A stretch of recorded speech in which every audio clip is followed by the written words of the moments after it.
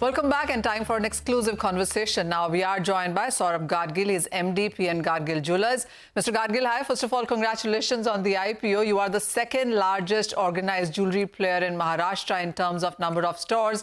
What prompted you right now to hit the IPOs? It's a great day. It's a great journey for the brand PNG, and today we are finally IPO ready, hitting the market soon. Like you mentioned, yeah, we are the second largest player today in Maharashtra in terms of number of stores. We're at 39 stores. Titan is roughly around 55 plus stores. And what we really felt was that the entire journey of PNG has been in the state of Maharashtra.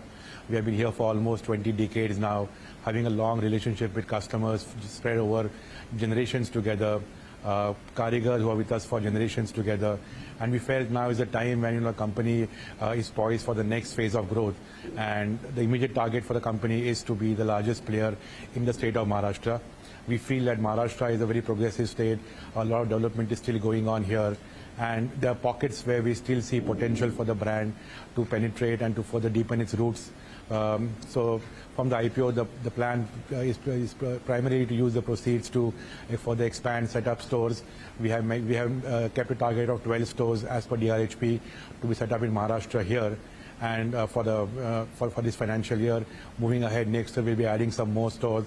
And the journey would be to be the largest player in Maharashtra in all parameters, in all fronts.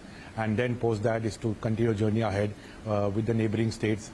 The plan would be to keep on growing the PNG legacy and to keep on serving people better here and to keep on making the company a one happy company. Like we always say that we are a happy company with happy employees, happy customers and happy karigars.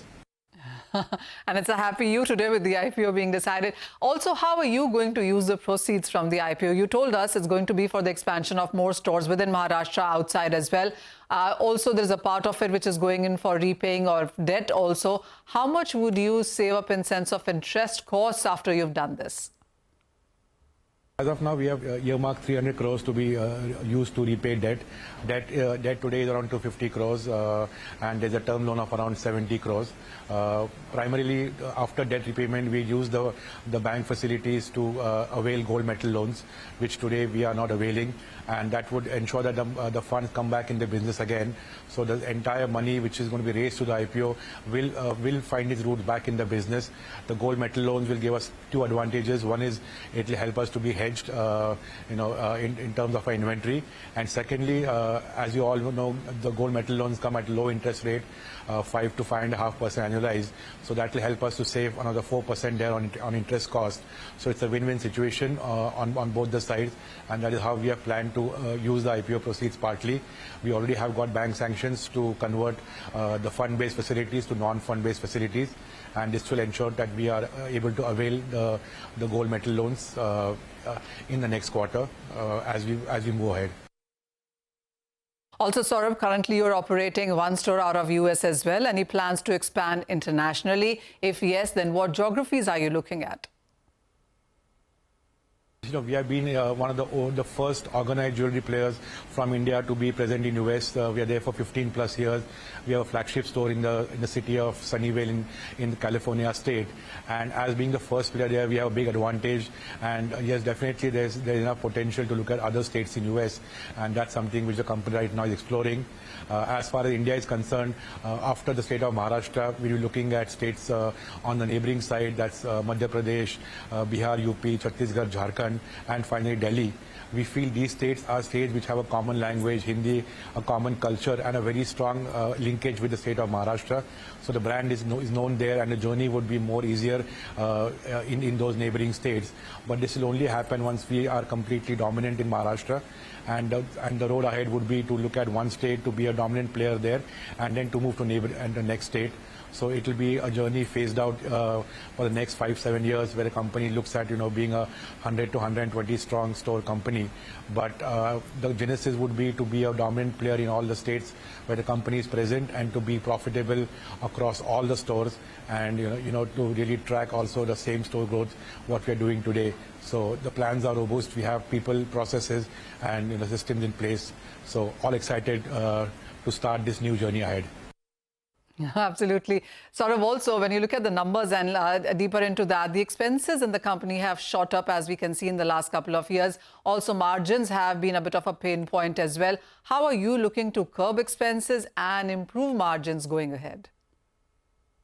See, margins have been quite moderate to, on an increasing side as we speak.